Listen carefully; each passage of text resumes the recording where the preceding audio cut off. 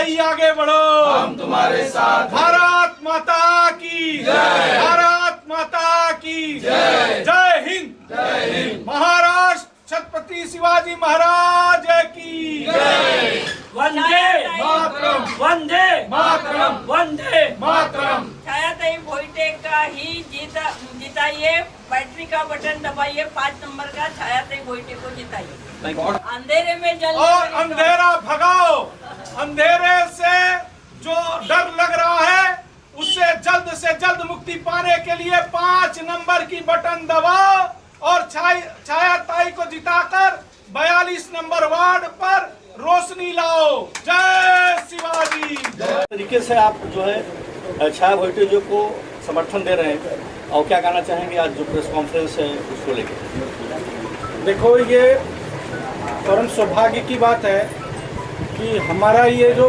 पाढ़ा है, ये यहाँ हमारा बचपना, हमारा यहाँ सभी कार्यों में सहयोग, ये राम परिवार हमारा मित्र परिवार जैसा है।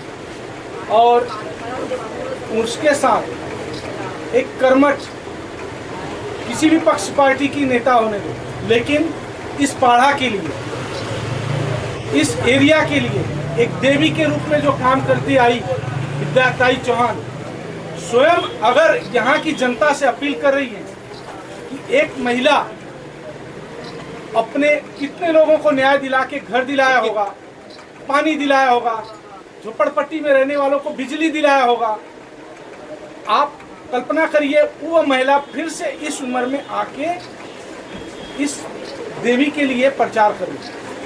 तो मैं अभी ये चुनाव सब एक दूसरे के पक्ष के हिसाब से बात करते हैं। ये चुनाव सिर्फ ये सम्मान का चुनाव है और यहाँ इस जो भी सेवा किया हुआ है उस सेवा का आज मेवा पाने का दिन, इसलिए आप लोग एक इस चुनाव चिन्ह को समझकर ताई के सम्मान में आप लोग एक बार अपनी ताकत दिखाइए। कोई पक्ष के लिए नहीं, ये आपके सम्मान के लिए, क्योंकि आप लोग के लिए इन्होंने पूरा 24 घंटा आपके लिए काम किया। और हिंदुत्व के लिए मैं काम करता हूँ, मैं पूरे देश में काम करता हूँ, लेकिन ये पाढ़ा में मेरा जन्म तो नहीं हुआ है, लेकिन मेरा बचपना पूरा निकला इन परिवार में। इसलिए संगठन कांवरिया सेना जो हम चलाते हैं, उस संगठन कांवरिया सेना का सहयोग पूरा इन परिवार के लिए है। और आप सभी मतदाता बंधुओं से, माता बहनों से मैं अनुरोध करूंगा कि आप लोग एक बार टार्च पर बटन दबाकर भारी बहुमत से जिताएं। आपका सारी समस्या, आपको फॉरेस्ट चाबी दिलाने तक का काम, आपको सड़क, बिजली, पानी का जो समस्या है, जो यहाँ नशा मुक्ति का समस्या है, नशा का जो समस्या है, वो नशा मुक्ति का आंदोलन लेकर हम लोग काम करने का प्रयत्न करेंगे। और राम भोईटे परिवार जो है, जो छाया ताई है, इसके माध्यम से इस वार्ड को चमकाकर एशिया के जो नंबर 1 की ये महानगर पालिका है, उसके महापौर जो भी चुने जाएंगे उनसे यहाँ काफी काम ले आकर काम कराने का काम ताई और छाया ताई करेंगी। हर हर महादेव। था कि पहले एक दत्तक पुत्र के रूप में आपका एक पुत्र था वैभव बड़कर, हालांकि कुछ वाद विवाद जो भी हुआ उसके बाद आप कहीं ना कहीं निर्दलीय उम्मीदवार को आपने समर्थन दिया है। उसने आरोप किया है कि पार्टी की जो अवहेलना की है आपने, क्या कहना चाहेंगे? देखिए, दत्तक पुत्र आप कहते हैं, तो पुत्र अगर पुत्र की तरह नहीं रहा तो उसका भी विरोध करना पड़ता है। वो मुझे उसके बारे में कुछ नहीं बोलना है, ना ही उसने हम लोगों का साथ छोड़ा है, हमने नहीं किसी का साथ छोड़ा है। हमने हमेशा लोगों का साथ दिया है। और मैं ये चाहती हूँ कि महापालिका का चुनाव जब महिला वार्ड हो जाता है तो अपने पत्नियों को, अपनी बीवियों को खड़ा किया जाता है, लेकिन छाया भोईटे एक ऐसी महिला है जो सभागृह में महापालिका के बोल सकती है, लोगों की समस्या का उसको ज्ञान है। और वो एक शिक्षिका है, यानी स्कूल में पढ़ाती है, स्कूल टीचर है, वो अच्छी तरह से भाषण दे सकती है, बोल सकती है। बाकी महिलाओं जो खड़ी है वो क्या है, उनके पति जो है वो क्या क्या करते हैं उसके बारे में मैं ज़्यादा बताना नहीं चाहती हूँ, लेकिन राजनीति इतनी गंदी हो गई है कि अभी किसी पॉलिटिकल पार्टी के ऊपर लोगों का भरोसा रखना नहीं है। और यहाँ का जो वार्ड है, जो हम लोगों ने 2000 साल में यहाँ बड़ा डिमोलेशन हुआ था, ये ज़मीनें फॉरेस्ट में है ऐसा कह के बहुत लोगों को बेघर किया था, तब से लेके हम लोग यहाँ लड़ रहे हैं। और यहाँ के करीब 12-13 हज़ार लोगों को संघर्ष नगर चांदनी में पुनर्वसन किया है। हम लोग कोर्ट की लड़ाई लड़े हैं, हम लोग रास्ते की लड़ाई लड़ी है। और मुझे ये खुशी होती है कि अभी छायाताई अगर चुन के आएगी तो ये जो प्रश्न है उसको हम लोग मुख्यमंत्री के पास लेके जाएंगे और इनका पुनर्वसन जल्द से जल्द होना चाहिए। यहाँ पर लोगों को धमकाया जाता है, डराया जाता है। मुझे ये सलाह दी जाती है कि आप अपनी पार्टी की तरफ से क्यों नहीं करिए। पार्टी ने पार्टी को अपना टिकट नहीं मिला तो जो कार्यकर्ताओं ने मेरा जिंदगी भर साथ दिया है वो कार्यकर्ताओं को मैं नहीं छोड़ सकती। कार्यकर्ताओं का साथ देना 2019 में मैं विधायक करके यहाँ से लड़ी थी, तब पैसे बांटने का काम किया था बाकी लोगों ने और वो जीत के आए। लेकिन हम लोगों ने ज़िंदगी में पैसा ना ही कभी कमाया है और ना ही लोगों को बांटा है। हम लोग डॉक्टर बाबा साहेब अम्बेडकर का संविधान मानते हैं, हमें मत का अधिकार दिया है लोगों को काम करने के लिए और लोगों को ये बताना चाहते हैं पैसा कितने दिन रहेगा आपके पास, लेकिन ये जो काम है हम लोग जो घर देंगे वो 50 लाख का घर होगा और 30 लाख 50 लाख का घर होगा, आपका पुनर्वसन होगा। हम लोगों ने किया है, लोगों को विद्याताई की सच्चाई मालूम है और वैसी ही उम्मीदवार मुझे मिली है, इसलिए मैं छायाताई के साथ दे रही हूँ कि आगे चल के वो अच्छा काम करेगी। अभी महाराज जी यहाँ पर आए, उन्होंने भी बहुत अच्छा ये किया है। आज देश में, पूरे देश में वातावरण बिगड़ गया है, धर्म के नाम से, जाति के नाम से लोगों को बांटा जाता है, लेकिन सच्चा भगवान हमारे दिल में होना चाहिए। इंसानियत यही बड़ा सबसे धर्म है। जो हर हर महादेव जो बोलते, मैं भी उन्हीं की भक्त हूँ, तो मुझे ऐसा लगता है कि महादेव जी ने यही बताया है कि उसमें कोई धर्म विरम नहीं है, लोगों का इंसानियत ये धर्म है। लोग अगर गरीबी में रहते हैं तो उनको बाहर लाना चाहिए, उनको ऊपर उठाना चाहिए, बच्चों के लिए स्कूल होना चाहिए, अच्छा आरोग्य केंद्र होना चाहिए। पानी नहीं है, अभी लोग धमकाते हैं कि हमको नहीं दिया ना तुम्हारा पानी काट डालूंगा, तुम्हारा बिजली काट दूंगा। अरे ऐसे कैसे काटेंगे, गुंडा राज है क्या? हम लोग बैठे हैं ना, तो हम लोग ये चाहते हैं कि किसी को धमकाना नहीं। आप भी चुनाव लड़ रहे हैं, आप भी लड़ो, हम भी लड़ेंगे, लोग तय करेंगे ना किसको वोट देना है। तो मुझे लोगों को अपील करनी है कि ये चुनाव छायाताई भोईटे खड़े है और ये टॉर्च जो निशानी है ये रोशनी दिखाता है गरीबों के अंधेरे जीवन में। ये टॉर्च की रोशनी जरूर उनको रास्ता दिखाएगी, सही रास्ता दिखाएगी। एक बार छायाताई को चुन के दो, फिर वो नगर सेविका बन जाएगी, तो हम लोग मुख्यमंत्री के, भले ही कोई भी पार्टी का मुख्यमंत्री हो, उससे कोई देना देना नहीं, लेकिन वो महाराष्ट्र मुख्यमंत्री है। जब मुख्यमंत्री के पद पे आप बैठते हो तो आप पार्टी पॉलिटिक्स नहीं कर सकते। आपको लोगों को घर दिलाना है। जो 20-25 साल पुराना ये प्रश्न है तो उसको आपको हल करना आपकी जिम्मेदारी है।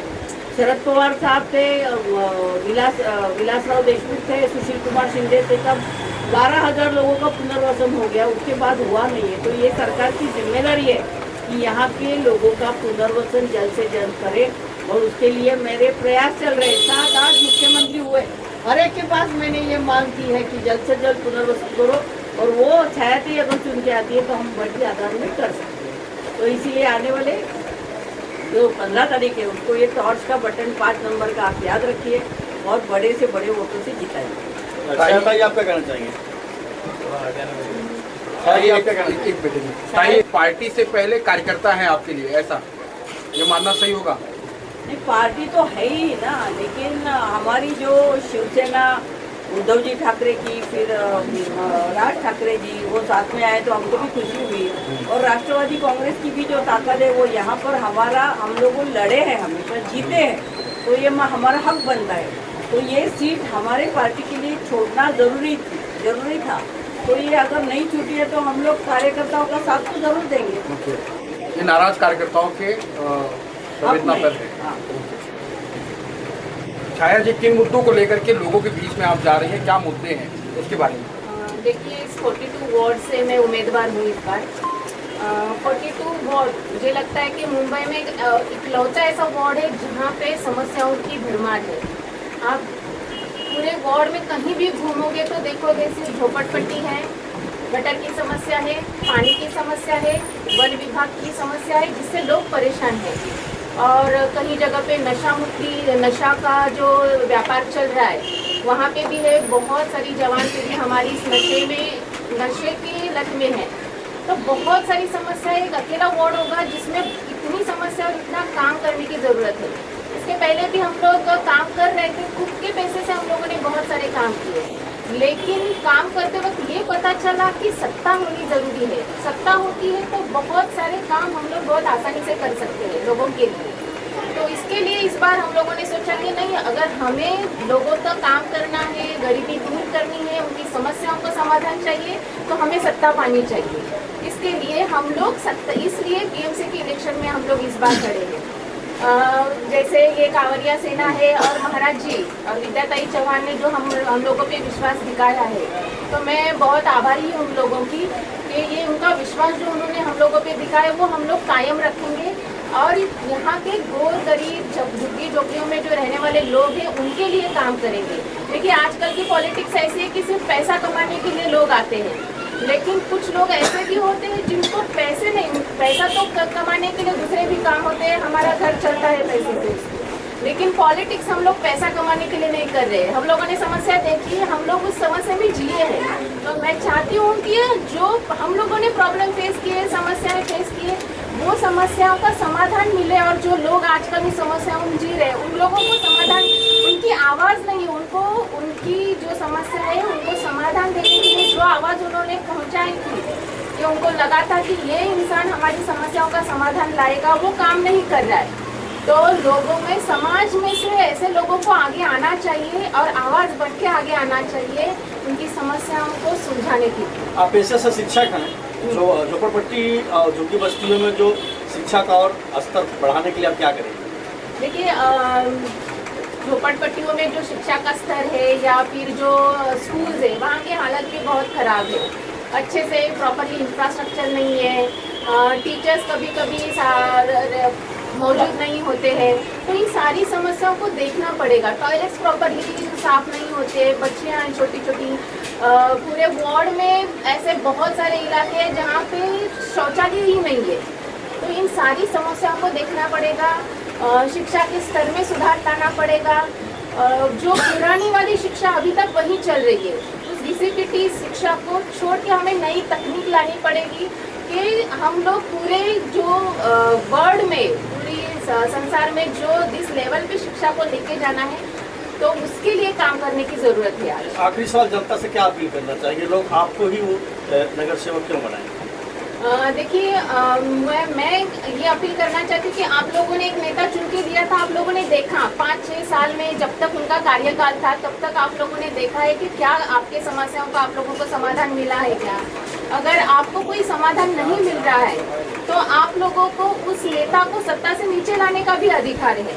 अगर वो काम नहीं कर रहा है ठीक से तो एक मौका हमें दे दीजिए, हम अपना काम, जो समस्या है उसको सुलझाने का प्रयास करेंगे और आपका जो हक है वो हक दिलाने का प्रयास करेंगे।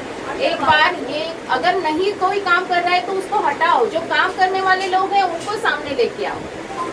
कई जनता का प्रतिसाद कैसा मिल रहा है? आप जा रही है लोगों के पास में, क्या कह रही है जनता, क्या कह रही है? बहुत अच्छा प्रतिसाद है, खास करके झुग्गी झोपड़ियों में जहाँ वन विभाग करके जो आनंद भारती पहले हुआ करते थे, उन्होंने इतनी दहशत की थी कि यहाँ पर कोई नहीं आ सकता था। पूरे अप्पा पाड़े की जितनी दुकान है, ये खड़ी मशीन तक जितनी भी लाइन है, वो सब हम लोगों ने आंदोलन किए, मोर्चे निकाले, धरने दिए, इसलिए वो बचा है। और ये सब वन विभाग की जगह नहीं है, ये हम लोगों ने कोर्ट में भी प्रूव करके लिखा है, सुप्रीम कोर्ट तक हम लोग लड़े हैं, हमारे एडवोकेट एमपी है उन्होंने लड़ा है, और हम लोगों ने जनता के घर बचाए। तो ये 200 एकड़ ज़मीन हम लोगों ने अपने कब्जे में रखी है। लोग भले ही झुग्गी झोपड़ियों में रहते हैं, लेकिन लोगों को ये उम्मीद है कि एक दिन उनको घर मिलेंगे। उनके चेहरे पे आज खुशी थी कि ताई हमारे यहाँ आई है।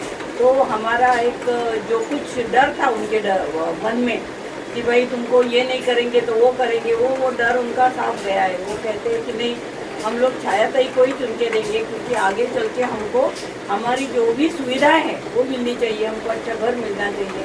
तो इसके लिए लोग बहुत खुश हैं। प्रतिद्वंदियों के लिए क्या कहेंगी ताई?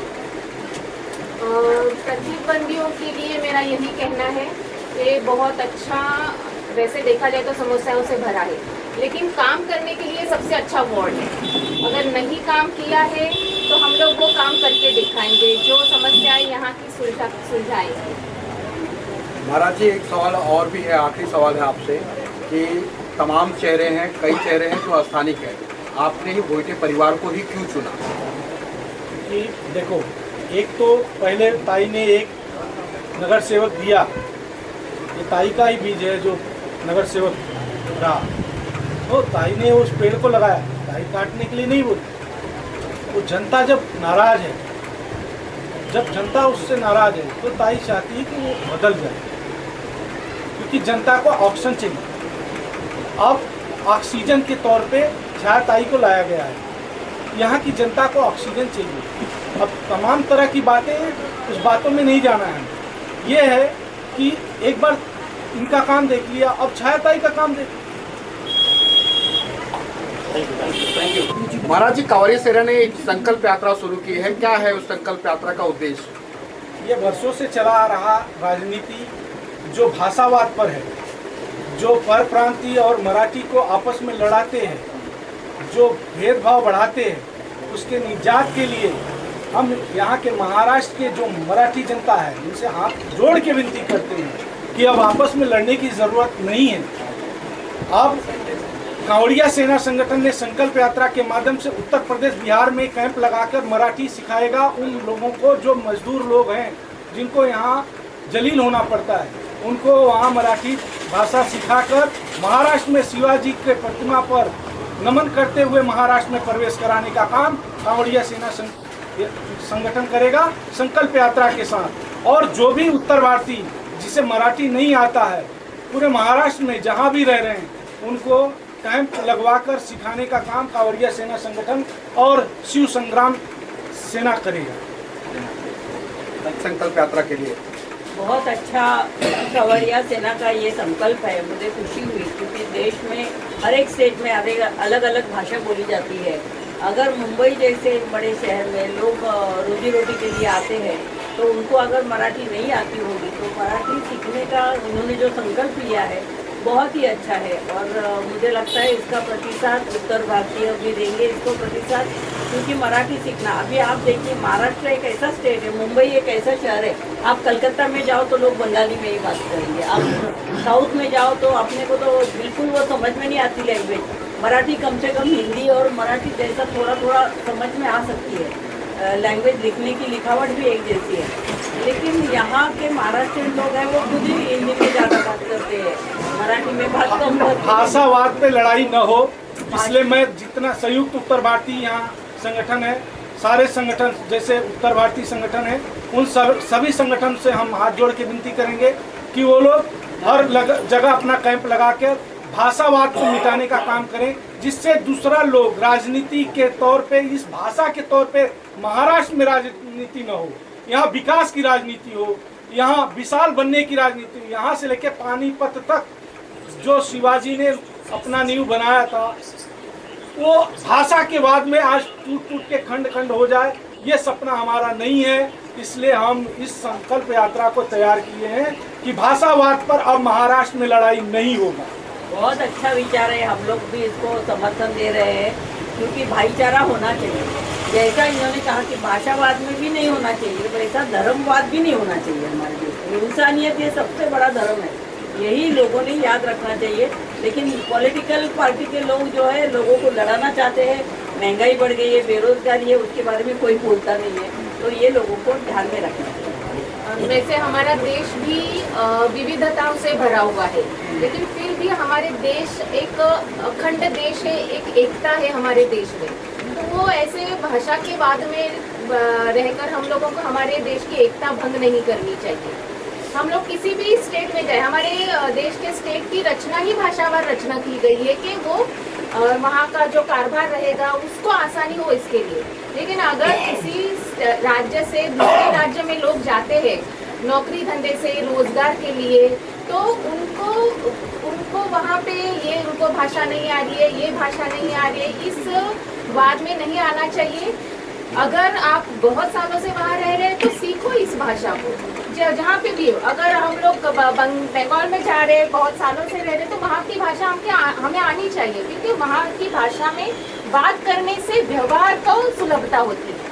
तो ये बात सिर्फ पॉलिटिकल रहता है, जनता के बीच में ये बात कभी नहीं होता है। जनता आसानी से हम एक दूसरे से बात कर लेती है, चाहे वो हिंदी में हो या मराठी में हो, बंगाली में हो, किसी भी राज्य में जाओ, उनको सुविधा चाहिए।